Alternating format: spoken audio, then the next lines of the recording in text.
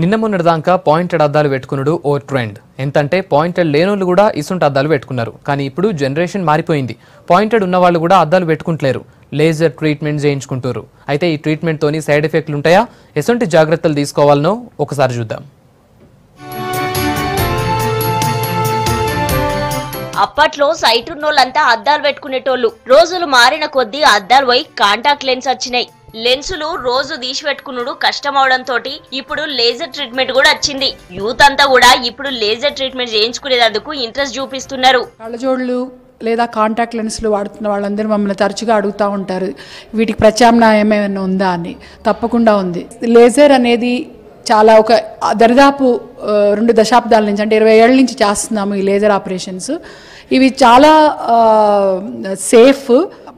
అలాగే కళ్ళజోడు మీద ఆధారపడకుండా ఉండడానికి ఇప్పుడు వచ్చిన అత్యంత ఆధునికమైన టెక్నాలజీ అందుబాటులో ఉంది.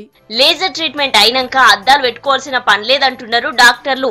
ట్రీట్మెంట్ కూడా నిమిషాల్లో అయిపోతుంది అంటున్నారు. ఈ ట్రీట్మెంట్ తో ఎసొంటి సైడ్ ఎఫెక్ట్స్ ఉండేయని చెప్తున్నారు. ఈ ఆపరేషన్ అయిన వెంబడే ఆ రోజు చేసిన రోజున కొద్దిగా వాటరింగ్ రావడము, కళ్ళు మంటలుగా ఉండడము, లైట్ చూడనికపోవడము, కొద్దిగా గుచ్చుకున్నట్టు ఉండవు. ఒక 4-5 గంటల పాటు అలా ఉంటుందండి. తర్వాత నుంచి అది సర్దుకుంటుంది. ఆపరేషన్ తర్వాత కళ్ళు నలపకుండా ఒక 15 రోజులు జాగ్రత్తగా ఉంటే చాలు. తర్వాత సర్జరీస్ తర్వాత యాంటీబయాటిక్ డ్రాప్స్ అవి పెడతాం కాబట్టి ఇన్ఫెక్షన్ అనేది రాదు. లేజర్ ట్రీట్మెంట్ లో కూడా కొత్త టెక్నాలజీలు వచ్చినాయి.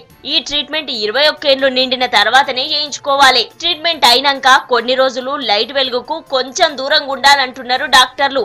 ట్రీట్మెంట్ చేసుకునుడే కాదు, కొన్ని జాగ్రత్తలు కూడా పాటించాలని చెప్తున్నారు.